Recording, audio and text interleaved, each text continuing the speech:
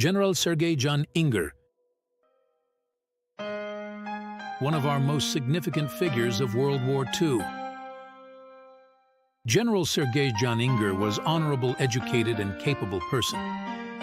On the 2nd September 1894, he was born in Volkosh, near Kyiv. He graduated from the Czech State Grammar School in Kyiv. Here he gained a strong patriotic foundation, just like many other students. The First World War began. Instead of studying veterinary medicine, he had to go to the Russian front. As an Austro-Hungarian soldier, he was wounded in battle, but he soon returned to the trenches. He fell into Russian captivity, where he voluntarily joined the Czechoslovak legions. In the Serbian Volunteer Division, he demonstrated bravery, leading his unit from the front as a company commander. He passed through all of our legionary fronts until the end of the war. After the war, he continued to fight for our borders with Poland and Hungary. As an officer of the new republic, he held various command positions. He attained the rank of divisional general and oversees the implementation of border fortifications.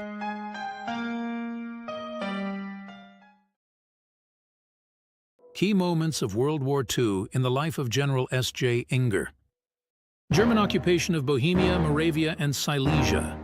He does not intend to reconcile with the occupation.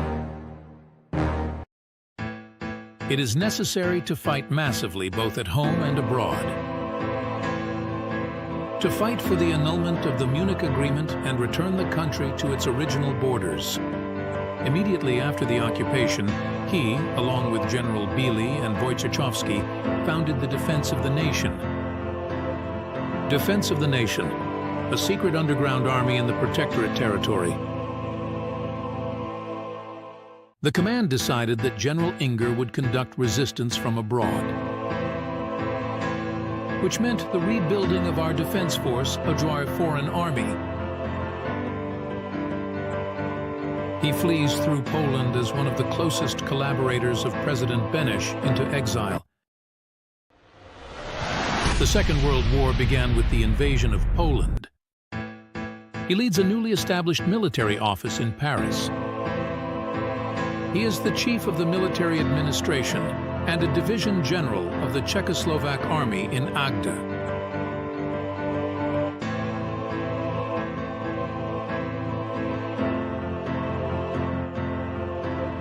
He had a significant role in building up the Czechoslovak military force in France, Agde.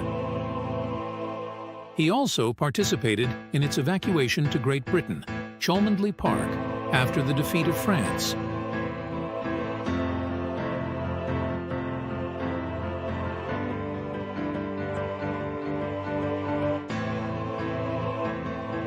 After the evacuation, he strove to create our foreign army in Great Britain. Our exiled government was recognized by the British, and General Ingr became the Minister of National Defense. He personally negotiated with the British about the legal status, organization, and financing of the units. With great dedication, he ensured all activities necessary for the functioning of the armies. 1941, formation of a foreign army on the Eastern Front after the entry of the USSR into the war. From the beginning, General Ingr has been dealing with significant efforts to Bolshevicize this part of our army.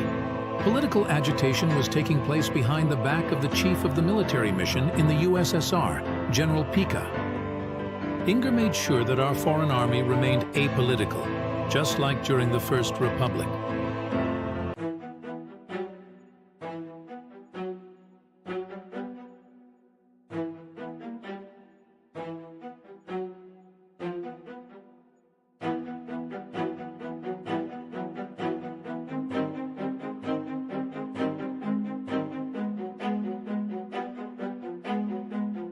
Influence of the communists was growing stronger. General Ingr found himself in conflicts with Colonel Svoboda, who grossly exceeded his authority and issued orders without the knowledge of the Minister of National Defense. The unpleasant consequences were then exploited by both our and Soviet propaganda.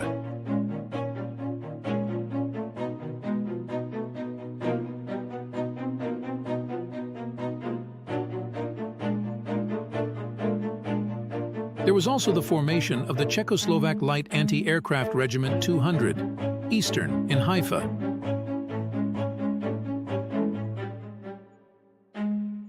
Under pressure from the exiled leadership of the Communist Party of Czechoslovakia in Moscow, General Ingr was relieved of his position as Minister of National Defense.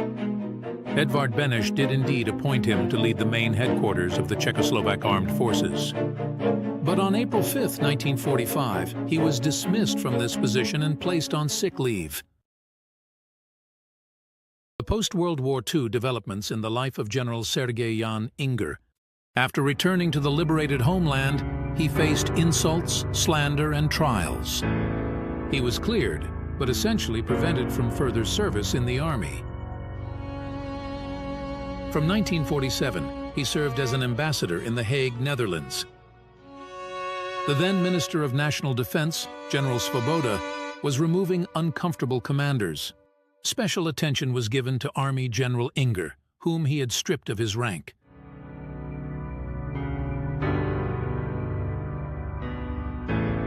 I have also ordered the initiation of administrative proceedings to strip General of the Army Sergei Ingr of his rank for violating his service oath.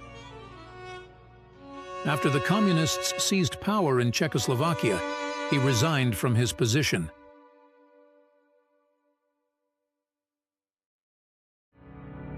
He remained in emigration with his sons and once again established foreign resistance, this time for the third time. On June 17, 1956, he suddenly passed away from a heart failure while actively working in Paris. The communist regime took care of thoroughly erasing him from our history. 1989, the fall of the communist regime in Czechoslovakia. He was completely rehabilitated and his rank of Army General was restored. He was posthumously awarded the Order of Milan Rostislav Stefanik. The ceremonial unveiling of the memorial plaque at Municipal Office, Vilkos, Foreign Soldiers and Airmen to their commander. A large number of soldiers and airmen from exile, who gathered from all over the world, attended the event.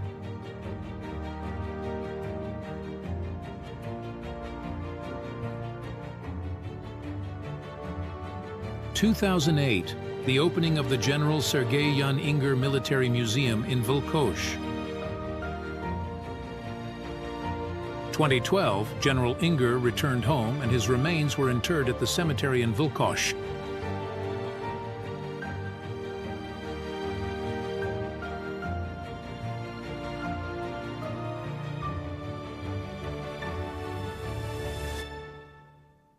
Military Museum successfully nominated General Ingr for the highest state honor.